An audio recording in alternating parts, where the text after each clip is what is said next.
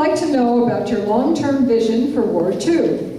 What is your 2-year action plan, your 4-year goals, and how do they support your long-term vision? Mr. Harris. No. Somebody said no, so how are we doing this? All right, I'm confused, forgive me. Andy, you get to answer the second question, and then the third question will start with Mr. Dawson. Thank you so much. Obviously, we all know that public safety is so important to all our communities. And we have made a decision as a council, and I have made a decision as well, that we need to improve our public safety, not only our police and fire, but we also need to include our cybersecurity, our mainframe computer. People are trying to hack into that on a regular basis, something we don't always see. We need to put a priority on improving that and protecting your information, because your information is on those computers. Also improving our streets. Our neighborhood streets have suffered because of the budget shortage. Our main thoroughways, we are maintaining those, but we need to reach down into the community and make those street repairs.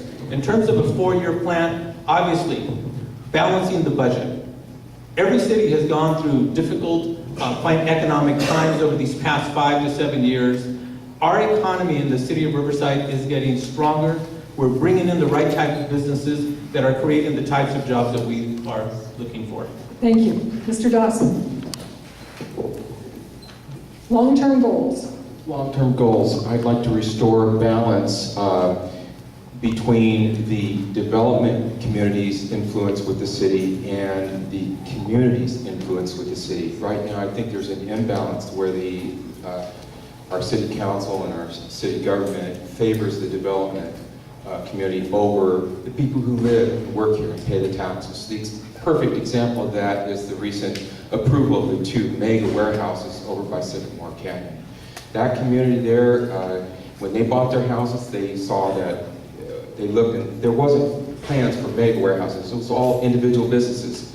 They got organized early and were articulate, and they opposed this project, but the council just rolled right over them like they weren't even a speed bump. I propose a community, municipal community that is made up of community leaders within Ward 2, that all development needs to go through that community first before it goes back to city development. Thank you. Thank you. Mr. Harris. We'd like to know about your long-term vision for Ward 2. What is your 2-year action plan, your 4-year goals, and how do they support your long-term vision?